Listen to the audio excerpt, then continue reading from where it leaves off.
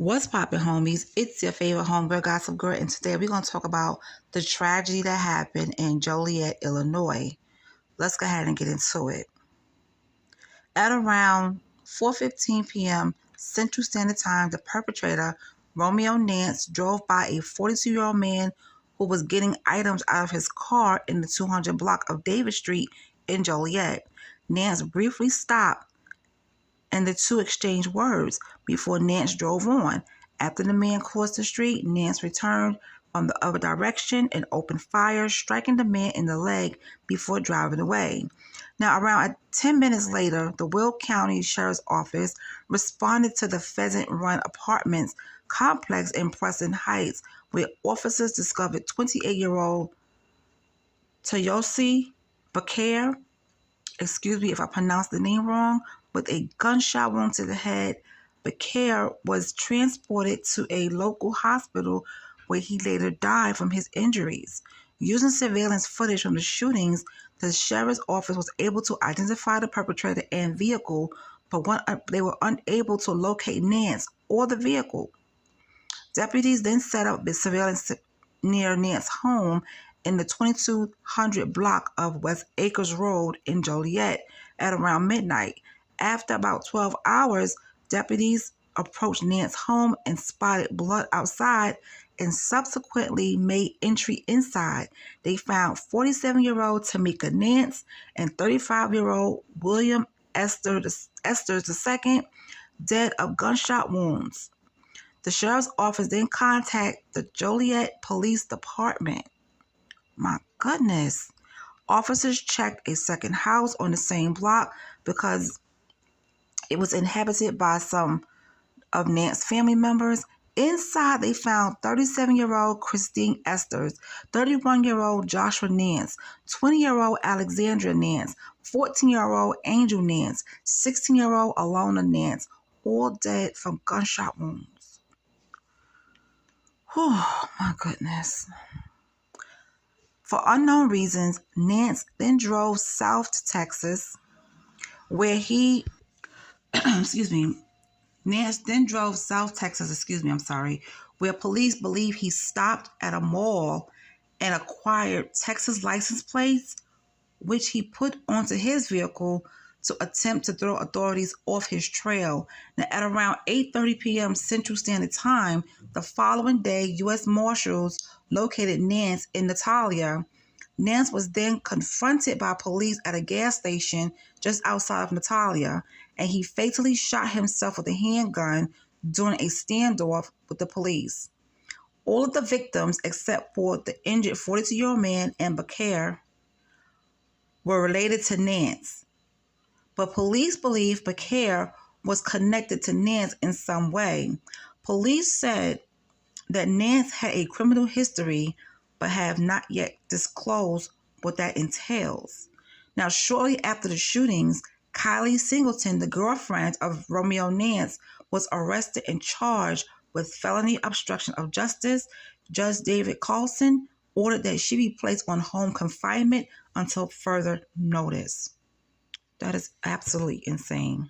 Now, he had a history last year in January, okay? And it's like, this, what he was doing last year in January, it's like this year was the anniversary of maybe what he had planned or he had it in his mind, because it's almost, well, it is a year after he got into that trouble in January of last year.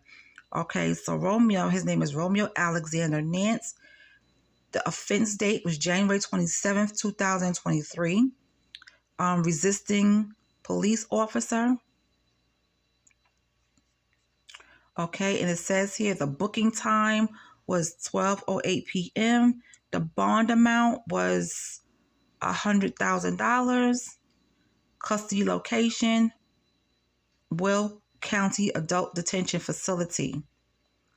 Okay. The arrest date was January 26, 2023. And then he had a firearm without valid photo ID, I believe. Okay, and that happened on the same date, January 26, 2023. Okay. Oh, Lord. The same day as well. Aggravated discharge firearm, resisting police officer, all those other charges. And then it says wreck discharge firearm endangers. And then on January 3rd, that was the offense date. And what was the arresting date? January 26th. So this guy last year was a hot mess. And he was in custody. This is insane. He was in custody. So last year, yeah. Oh, Lord, have mercy. For someone to do this type of heinous crime and then turn around and turn the gun on themselves, he had this plan. I don't know what happened. Maybe he got into some type of beef with the family and decided he was going to make everybody pay. I don't know what happened, but either way, the family did not deserve this. And I feel so bad for the family, of the victims and their families, because this is horrible. This is absolutely horrible. Now, authorities in Joliet, Illinois on Wednesday arrested the girlfriend of the man suspected of killing 8 people earlier this week, charging the 21-year-old woman with felony obstruction of justice for allegedly, and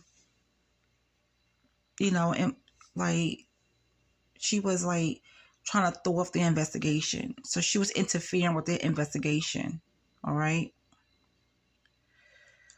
She has a son by Romeo. He's 3 years old. And she made statements to the police in an attempt to stop them from arresting him. Yeah.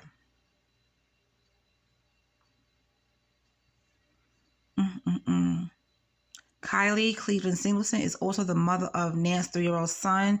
ABC 7 Chicago reported police were searching for the boy on Monday when they made contact with Kylie, who agreed to give them a voluntary interview. She faces 1 to 6 years in prison if she's convicted.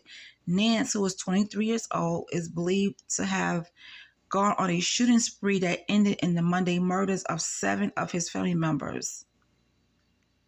But basically, it's a total of 9 people, 8 family members, and including himself makes 9. The victims were identified as his mother, brother, 3 sisters, aunt, and uncle. A motive in their murders remain unclear. Nance is also believed to have fatally shot one other man, which he did in the leg, and wounded another 42-year-old man on Sunday afternoon. Authorities have since said they believe those 2 incidents to have been random in nature.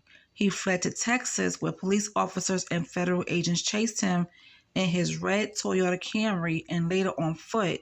He shot and killed himself shortly after. Kylie Singleton will undergo electronic monitoring while staying at her mother's house. Is scheduled to return to court on February 8th. And I will be on this case, all right? So when I get updates, I will let you guys know what the updates are. And we got to stay on this, because maybe she knows why he did what he did. But, oh my God, he basically killed his family. Jesus, man. I mean, come on. I mean, his mother, brother, 3 sisters, aunt, and uncle. What the heck, man? Okay. Like I said before, I'm going to keep a close eye on this case. And whatever I find out, you guys will be updated, okay? But please give the family some prayers, and love in the comment section. And I'll talk to you guys later.